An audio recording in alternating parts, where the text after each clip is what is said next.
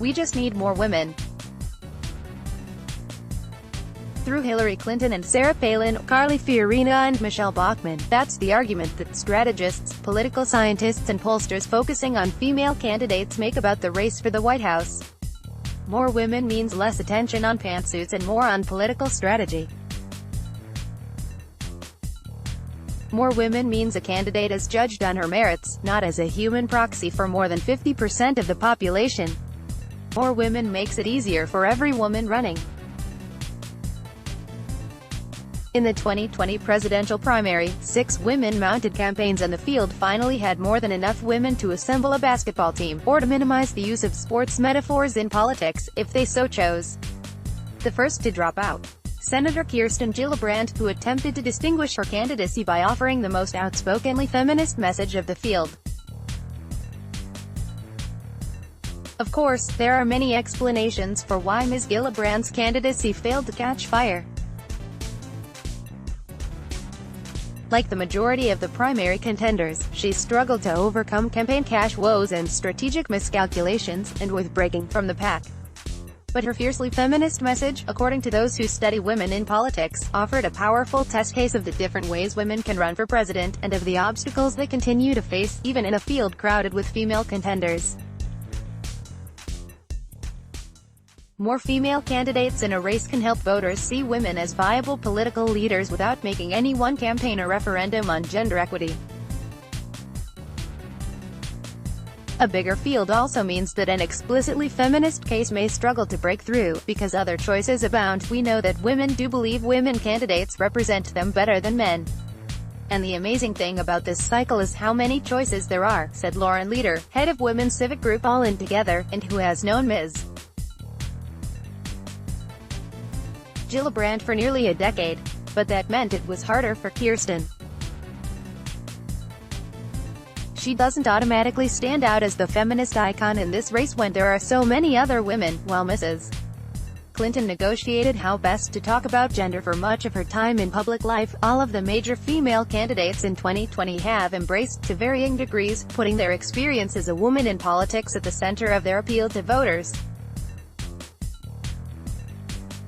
When Senator Elizabeth Warren released a proposal for universal child care in February, she discussed the policy in the context of her own personal history.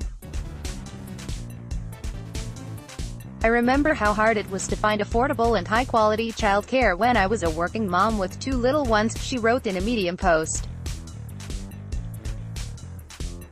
In May, Senator Kamala Harris announced an initiative to close the gender pay gap, grabbing headlines on a signature issue of Ms. Gillibrand's. On the campaign trail, she describes being asked about women's issues. I'd look at them and say, I'm so glad you want to talk about the economy, she said, at a campaign event in South Carolina earlier this summer. Women's issues are everyone's issues and all issues are women's issues. Image Senator Kamala Harris announced an initiative to close the gender pay gap in May. Maddie McGarvey for The New York Times. And Senator Amy Klobuchar of Minnesota talks openly about the double bind of being a woman in politics. You also have to show you can do tough jobs, and then people say you're too tough. Like you can't win, right? But you, again, have to just deal with that, she said, in a May interview with Pod Save America. Ms. Gillibrand distinguished herself by running on what she called a Women Plus campaign platform. She announced her candidacy with a focus on her family, saying that as a mother of young children she would fight just as hard for other people's kids, too. Her campaign logo was Barbie pink, and her slogan, Brave Wins, a reference to a children's book she wrote profiling famous suffragists. In May, Ms. Gillibrand went to Atlanta for an event on abortion rights, telling a reporter that she was going to lead the fight against these unbelievable, draconian inhumane abortion bans. During the Democratic primary debates, she proactively brought up topics relating to issues like gender dynamics and reproductive rights, more than nearly all the other candidates, according to an analysis by the Women in Politics Institute at American University and the Barbara Lee Family Foundation, which studies and supports women in politics. Those moments and others like them, when she leaned the most into her feminist credentials, were the times when her campaign got the most traction, say strategists and those who study women in political power. The question is, how do you break through in this environment, said the Democratic operative Christina Reynolds, Vice President of Communications at Emily's List. What Kirsten Gillibrand showed is speaking directly to women's issues and women's voters might get you a little breakthrough. Tressa Undum, a pollster who specializes in surveys on gender issues, said that discussions of fairness and power carry more political currency than they used to just a few years ago. Voters have started using terms like misogyny and patriarchy in focus groups, words Ms. Undum never heard mentioned until Donald Trump won the White House. Even so, she notes, Ms. Gillibrand's message was not enough to distinguish her beyond the audience of the activists, strategists and political junkies covering every twist of the primary race. We all see her as the woman candidate, but she's not really because they're all talking about these issues, Ms. Undum said. Just take abortion, every single candidate is against the Hyde Amendment. Some of the explanation for how her campaign unfolded clearly rests with Ms. Gillibrand, who struggled to connect with a broad enough range of voters. Her efforts in the second debate to seize the spotlight by challenging former Vice President Joseph R. Biden Jr. over his position on a child care tax credit in 1981 failed to gain as much traction as earlier attacks on his record by Ms. Harris did. Gillibrand really pushed the Brave Wins message, which was a little bit hard to get your head around. People didn't totally understand what that meant, Ms. Leader said, while the other women in the race, like Ms. Klobuchar and Ms. Warren, overcame early attacks on their character. Some suggest Ms. Gillibrand struggled to push back against charges that she is too politically calculating, a reputation that tends to be deployed more negatively toward female politicians than their male colleagues.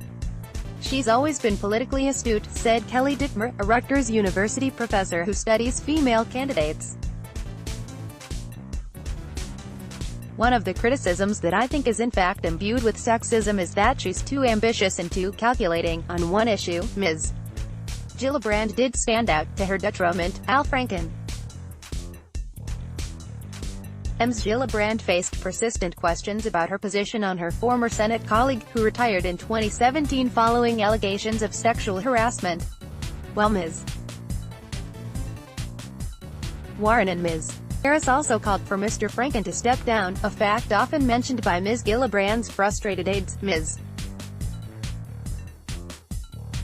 Gillibrand moved first, awarding herself the credit and the blame for the caucus-wide call. Renee Bracy Sherman, a reproductive rights activist, recounted seeing Ms. Gillibrand address a group at the Wing, an all-female social club, in June 2018, and feeling horrified when the first question asked was about her decision to push for Mr. Franken's resignation. They tried to blame her for something a man did, said Ms. Sherman, who has donated to Ms. Gillibrand. Ms. Warren and Ms. Harris. Even in a feminist women-centric space she's getting asked about that image. When Senator Elizabeth Warren released a proposal for universal child care in February, she discussed the policy in the context of her own experience. Credit Dustin Chambers for The New York Times that Mr. Franken appeared to be a factor in Ms. Gillibrand's campaign shows how female candidates can still face serious backlash for attacking high-profile men. The gender power dynamics don't change completely simply because there are more women there, Professor Dittmer said. Women who challenge the power of well-liked men are not rewarded for it. Ms. Gillibrand's run, she added, might make that easier for the female candidates of the future. It takes the Gillibrands of the world, who are willing to take some of this flack, to make it easier for the women who come after them. That may be how the Gillibrand campaign views things too. We put the civil rights of women front and center and never back down, Ms. Gillibrand said in a video announcing her decision to drop out of the race. "We have moved the needle," she bowed out when she realized it was time, an effort to preserve her political brand for future campaigns. "We've learned that in a lot of ways women running for president behave a lot like men running for president," said Jennifer Lawless, an expert on gender and politics at the University of Virginia. "She was just as credible as some of these other guys, but this was a bad year to not be Joe Biden. Let's block ads." Why?